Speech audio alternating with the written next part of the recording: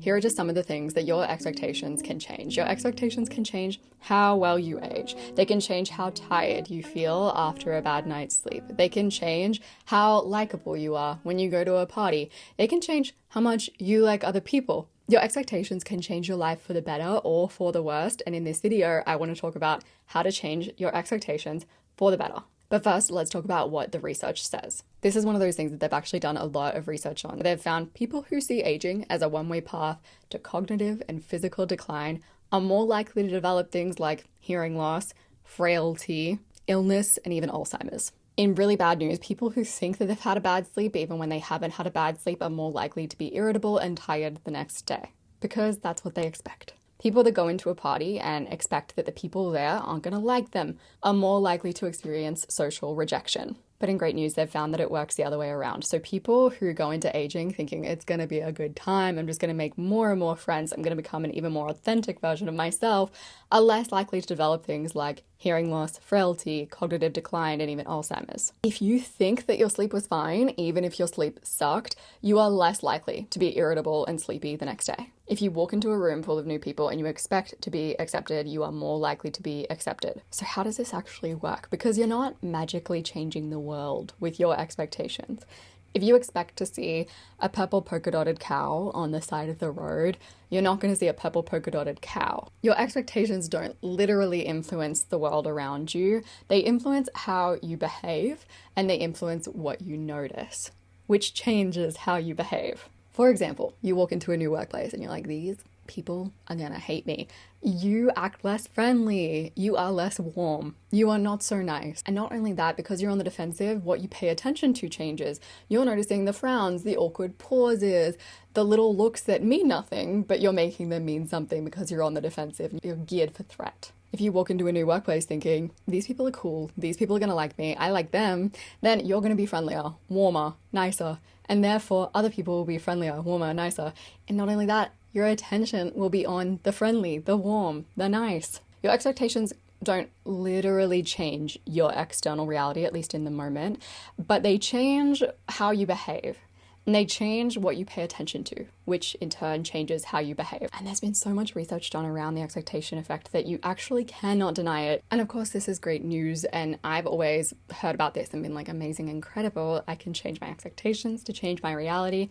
But how? The first thing that you can do is train your attention towards what you want to notice. You know how when you get really obsessed with a certain type of car, maybe it's like your future dream car and all of a sudden you see it everywhere, or maybe there's a certain style or trend that you've really been looking for and all of a sudden everyone's wearing it. That's because you've trained your attention. And that doesn't usually come about because you sit there and go, okay, I need to look for this car. This isn't an analytical process. It comes from a place of curiosity and interest. So you need to trigger curiosity and interest when it comes to the expectations that you want to hold. For example, a few years ago, I had these ideas about aging where I was like, oh no, when I am in my 70s, 80s, life will feel less vibrant and fun. I will be less vibrant and fun. And I recognized that expectation. I was like, that is not a good expectation to hold. It's something that I need to change.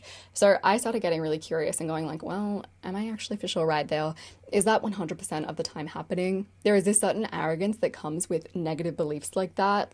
Like, it's very arrogant to assume that aging brings any of those things. And recognizing that and then getting curious and going like, okay, well, let me start looking and making sure that I'm actually for sure right, changed everything for me. I started following a lot of cooler, older women on Instagram. And I mean anyone older than me. So 40s, 50s, 60s, 70s, 80s, 90s, all of the above. These people are volunteering. They are wearing the coolest outfits. They look incredible. They are busy. Their social lives are flourishing. They are active, they are strong. There is nothing about my expectations that was proved to be correct. Not only that, whenever I meet an older person who is flourishing, who seems to be thriving in old age, I'm quizzing them. I'm asking them questions. I'm really getting an idea of what their day-to-day routines look like, and I'm picturing myself in those routines, and I'm going, okay, this is how I'm going to be as I age. And all I did was drop the arrogance and get curious and go, am I actually right here? Let me have a look. Like, let's make sure. The next thing that you can do is try openness statements. So a lot of people, when they talk about manifestation, changing your beliefs to change your life, they talk about declarative statements like affirmations. I am successful. Or if you're trying to change a belief about aging, maybe Every decade I will get stronger, wiser, cooler, and calmer. An openness statement isn't really that. It's more just opening your mind to the idea of a new possibility. For example, I wonder how I'm going to fall in love with aging, or I'm interested to see how much cooler I can get as I get older. I wonder how, as I get older, I'm going to become more grateful, softer, more kind-hearted. In one experiment, they had a bunch of people doing word puzzles, and half of those people, they got to say declarative affirmations. So, I will solve these anagrams. The other half of the people, they had saying what they called interrogative statements. So, will I solve these anagrams? The people that said will I showed stronger intrinsic motivation and performed better on the word puzzles or anagrams. So if affirmations don't seem to work for you, try turning your affirmations into little questions, little openness statements instead. Here's one mini move that you can take to make this podcast actionable for you. Firstly, think of an area where you feel like your expectations just aren't what you want them to be, and then just write a list of questions and openness statements. It could even be your future goals. So you could write down openness statements like, I wonder how I'm going to achieve my future goals in half the time. I'm curious to see how easy it will be to achieve these goals. Or even try, will I work on these goals? Or will I find it easy to achieve these goals? Just keep on asking yourself these questions and see what happens. Here are 2 mini moves to make to take this podcast and make it really actionable. Firstly, if there is somewhere in your life where you have expectations that aren't super positive, ask yourself one question. Where do I need to look to find evidence of the opposite? So for example, if you have a goal to achieve, find other people who are just like you, who have achieved similar goals. Follow them on Instagram, especially good if they're documenting their experience. Your second mini move is to write a list of openness statements. So I'm interested in, I'm curious about, it'll be interesting to see, I wonder how. There's something about these questions that will just put you in an open state of mind. Take those questions, read them once a week, see what happens. I appreciate you so much, and I'll see you in the next podcast episode.